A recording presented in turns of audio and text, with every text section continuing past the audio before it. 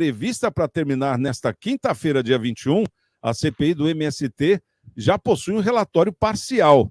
O documento, ao qual é mostrado o relator Ricardo Salles, do partido PL, ele pediu o indiciamento do deputado petista Valmir Assunção, do líder da Frente Nacional de Luta, José Rainha, e do general Gonçalves Dias, ex-ministro do Gabinete de Segurança Institucional, o GSI. O relatório da CPI do MST responsabiliza o governo do presidente Lula pelo aumento das invasões de terras no Brasil. Conforme o relator, a tolerância zero da gestão Bolsonaro e o fim do clientelismo acabaram com a chegada do novo governo petista.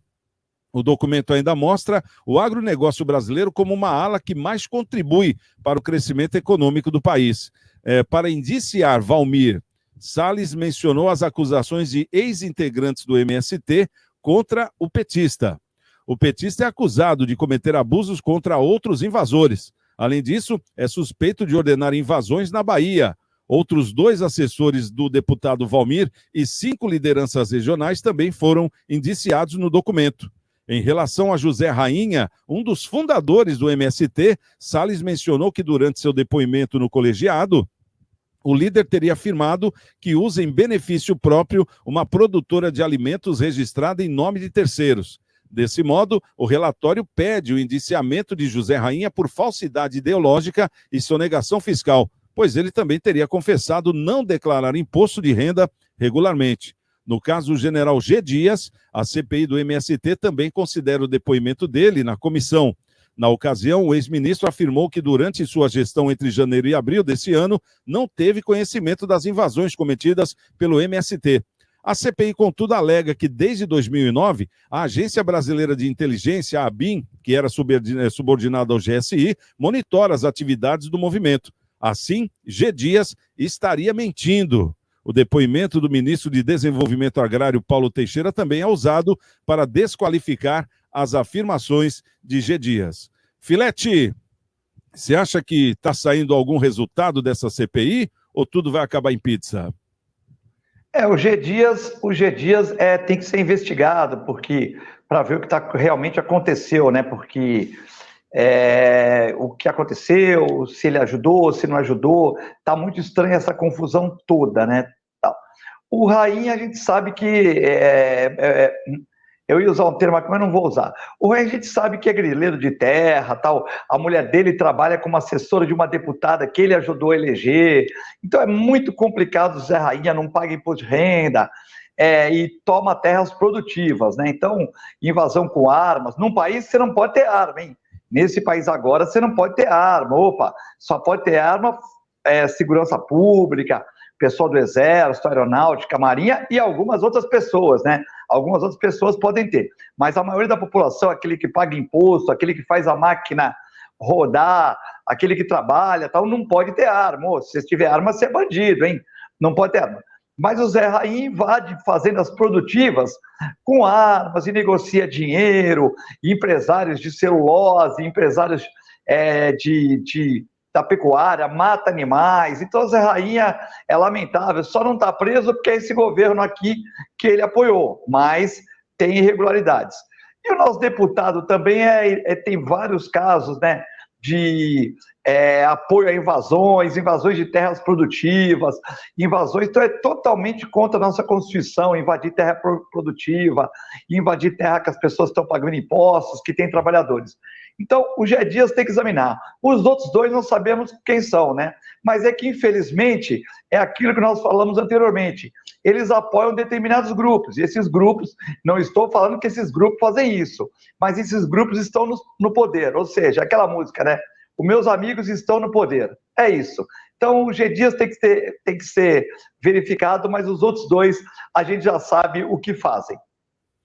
Ô, Paulo, essa questão aí da CPI, que a gente esperava uma coisa e está acontecendo outra, porque acabaram investigando até pessoas e casos que não tinham muita relação com a CPI, né? Justamente para ganhar tempo, porque a CPI, ela tem uma validade aí de 90 dias, depois ela pode ser estendida ou pode ser diminuída, enfim, mas 90 dias é garantido. E essa CPI já está batendo aí justamente esse prazo, e parece que ela não vai ser prorrogada, né? Agora, que existem indícios, existe. Tanto que esse relatório já foi até antecipado alguns nomes, que são nomes chaves, já para o pessoal ver que ela deveria ser prorrogada. Você acha que em último momento, porque até então estão dizendo que acaba agora, quinta-feira, dia 21, mas você acha que em último momento ela pode ser prorrogada? Porque estão falando de nomes pesados aí, né? Olha, meu amigo, acho que dificilmente ela será prorrogada, porque primeiro houve um acordo político, e a gente leu sobre isso, falando exatamente daquela situação de esvaziamento da CPI. Eu acho um absurdo que o próprio governo tente esvaziar uma CPI tão importante. Primeiro, Marcelo Rocha, Eduardo Filete e você devem concordar comigo. Esse movimento sem terra foi fundado em janeiro de 1984. Ó, eu vou repetir. Janeiro de 1984. 39 anos, Ministério de Reforma Agrária e os caras invadindo terra produtiva. Parece que virou piada. Invadir propriedade privada já começa por aí. É crime previsto na Constituição e na lei. Mas parece que as pessoas esqueceram desse detalhe. Virou um clientelismo.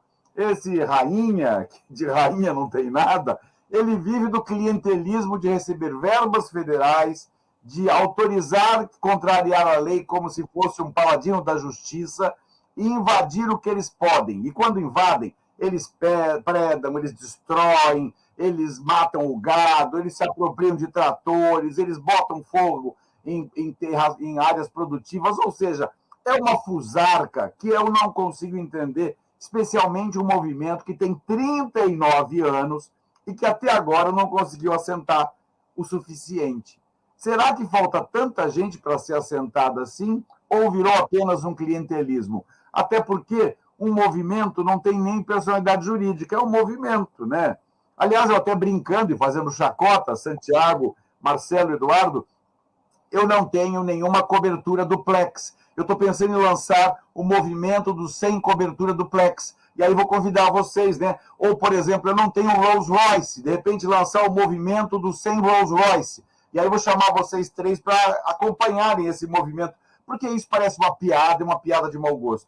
Se a finalidade era transformar terra improdutiva em terra produtiva, o Ministério da Reforma Agrária poderia fazer isso de maneira muito coerente e não precisaria de movimento. E nem das pesadas verbas que são levadas a eles para preservar aquela coisa de companheirismo. Parece que virou uma zorra.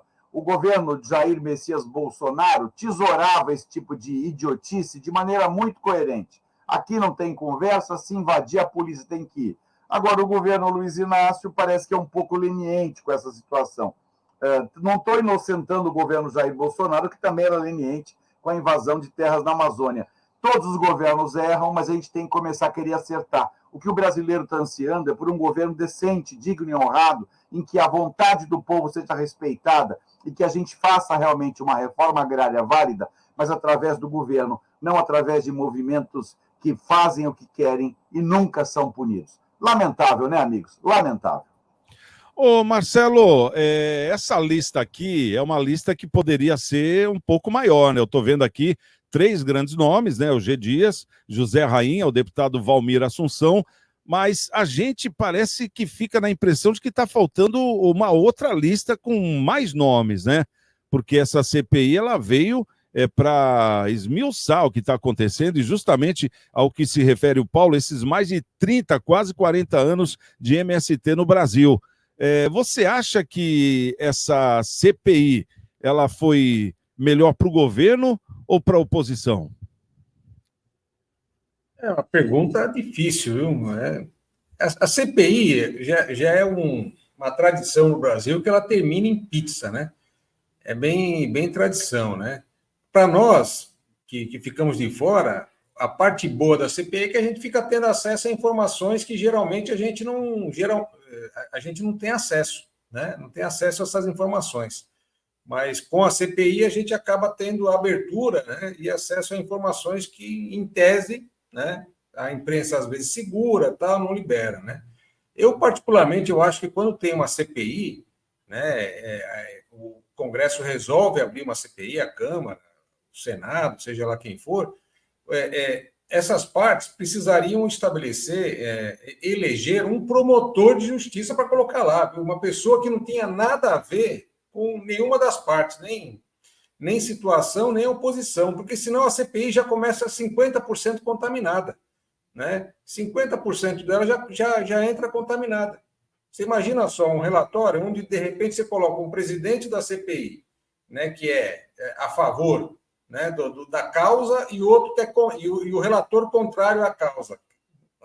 Um pode ali rebater o outro, tal, né? Enfim, não tem lógica, né? O mecanismo da CPI não tem lógica. Então, precisaria ter... Acho que está faltando uma peça nesse tripé da CPI, nesse tripé da CPI, que poderia dar uma maior estabilidade, né? Uma maior transparência e, obviamente, um maior encaminhamento, né? Que seria, na minha visão, alguém com uma função parecida com a de um promotor, né? Alguém escolhido no judiciário, tal, que tivesse uma visão totalmente isenta da situação, que fosse dando encaminhamento dos atos e fatos, para que pudesse haver um julgamento justo.